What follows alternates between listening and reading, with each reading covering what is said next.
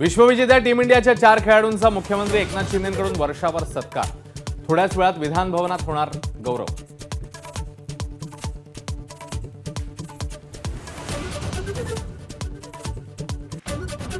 रोहित शर्मा आणि विराट कोहलीचा पंतप्रधान मोदींशी मनमोकळा संवाद। आव्हानांचा सामना केला याबाबत शेअर केले अनुभव।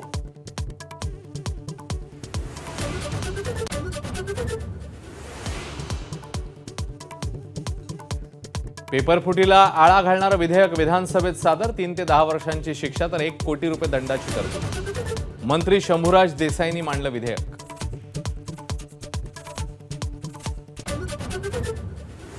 ईडब्ल्यूएस एससीबीसी ओबीसी विद्यार्थिनींना 100% शिक्षण आणि परीक्षा शुल्क प्रतिपूर्ती।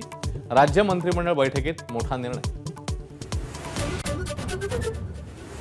विधान परिषद निवडणूक चुरशीची होणार। 12 पैकी एकाही उमेदवाराची माघार नाही।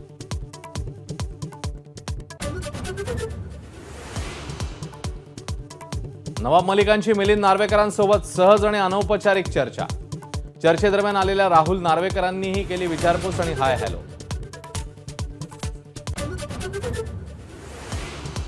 मिलिंद नार्वेकर आणि राम कदम यांची विधान भवनाच्या पायऱ्यांवर भेट। कशाबद्दल चर्चा झाली हे मात्र गुलदस्त्यात।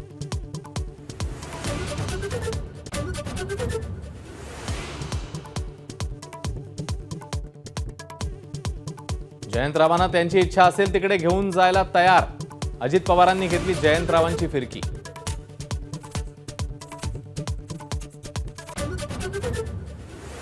संभाजीनगरमधील भाजपचे नगरसेवक आणि पदाधिकारी ठाकरे गटात प्रवेश करणार। माझाच्या बातमीनंतर भाजपत खळबळ।